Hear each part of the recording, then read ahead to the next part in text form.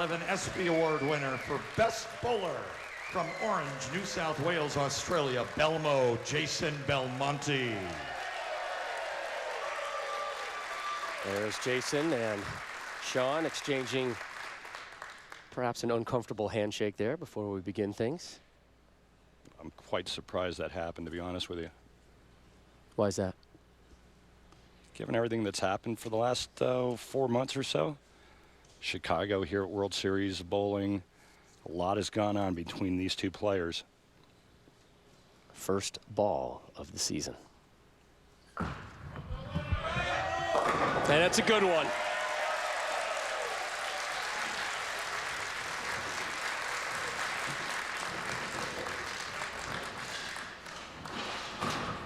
He is a four-time PBA Tour champion from Montgomery, Illinois, representing the USA, Sean-Rash. Well, Mika Koivu-Niemi is your reigning player of the year and your #1 seed today, Randy. But if you're talking right now over the course of the last couple weeks here in Las Vegas, the best bowler on the planet is that guy wearing yellow. Totally dominated the World Series of bowling.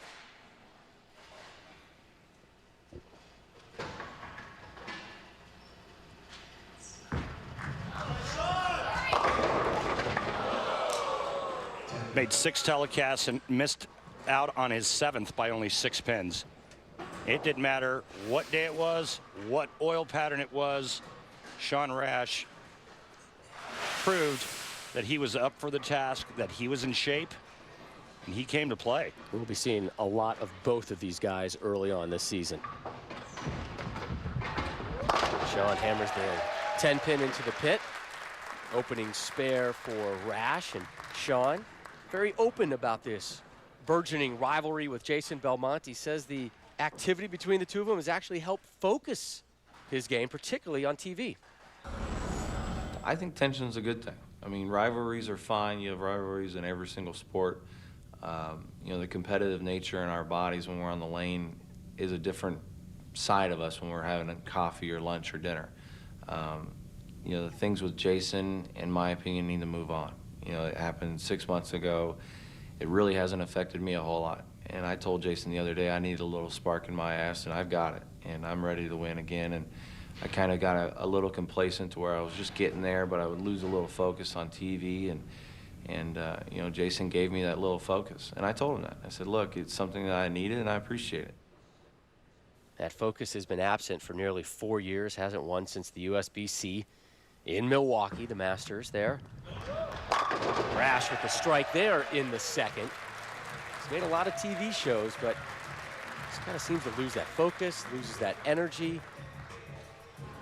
Hence the reason he hasn't won in a while. Here's Jason Belmonte striking the first.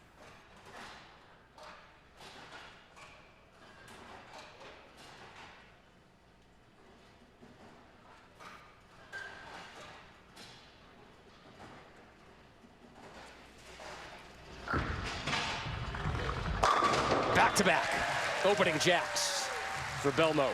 And you know what's really interesting is even though both players have a lot of power, you can still see that they're polished. Very good at playing the lanes different ways. Look at the extreme outside angle here by Jason Belmonte. Obviously, with that amount of revs, he has to apply speed to the bowling ball to keep it on line.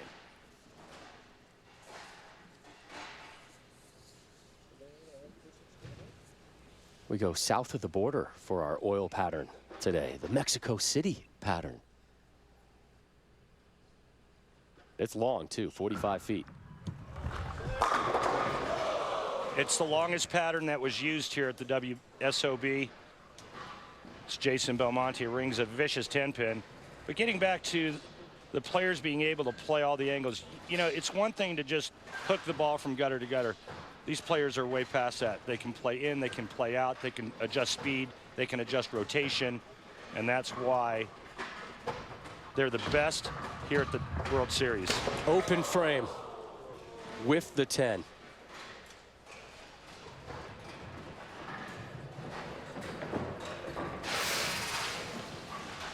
Well, you saw him practicing 10 pins prior to the start of the telecast, and And the reason is to make sure that the footing is good on the outside part of the approaches, and Jason Belmonte just gets up and whiffs.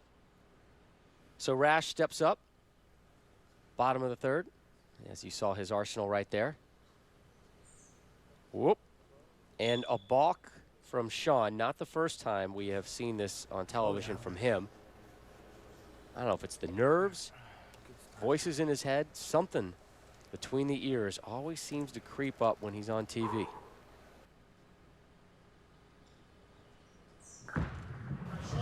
Go. So a double for Rash after that opening spare. Kane takes advantage of the open frame by Belmonte, and that's what all great champions do. He steps up and just puts 10 back. Just a beautiful shot there. Rash's last title came in October of 2007, the USBC Masters in Milwaukee. Made 2 TV shows last season. His best finish, 3rd at the World Championship. There's another strike.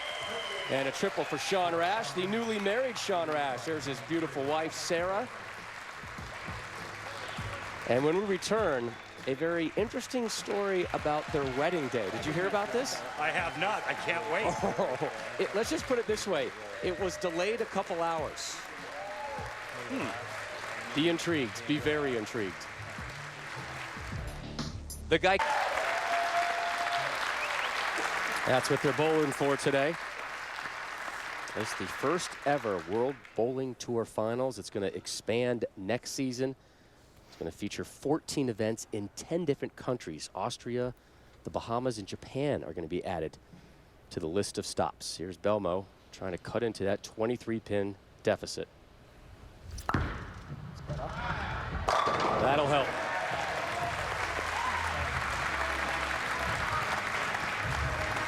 So a strike after that open frame in the third.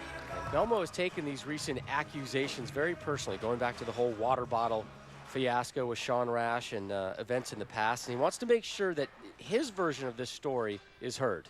I have a lot of people now accusing me of maliciously putting people off and trying to cheat by popping a water bottle, and it's not only disrespectful to me and my talents, but it's also very hurtful, because to insinuate that I would ever cheat, I mean, especially like if I'm going to cheat and I'll put you off, I'll throw the bottle at your head to make sure you miss.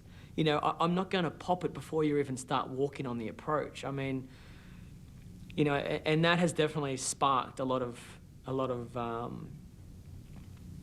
I guess you could say haters. You know, the ones who maybe weren't so brave to say something once upon a time have now come out and you know, voiced their opinion about me.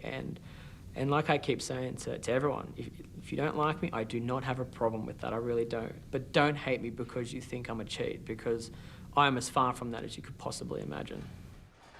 And you can see it from his expression. You can hear it from his voice. He really has taken these accusations very personally and wanted to make sure that he is defended properly.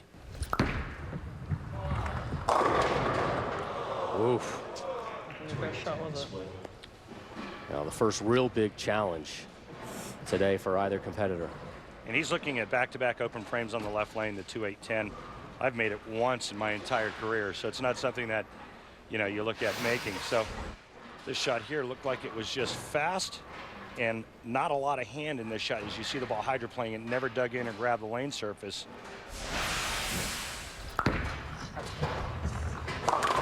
Good effort, but not enough. So his second open frame, and the door just rushing to the line. Gets a little bit bigger for that young man. Sean-Rash, married in the off season.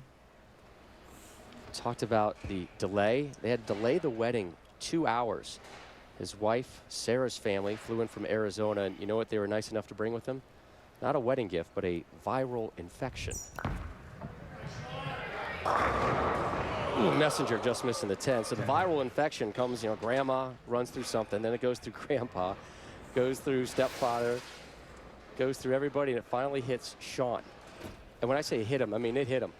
Without getting into details, so bad they had to bring in a paramedic on his wedding day.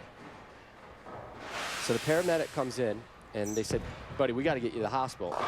He said, I'm not going to the hospital. So they gave him a little blue pill. Not that one, Randy, another little blue pill to calm down his stomach. Pumped him up with liquids and basically said, look, just give me something so I can keep everything inside me for 20 minutes so I can go out there and get married. Wow, talk about putting a damper on the honeymoon, huh?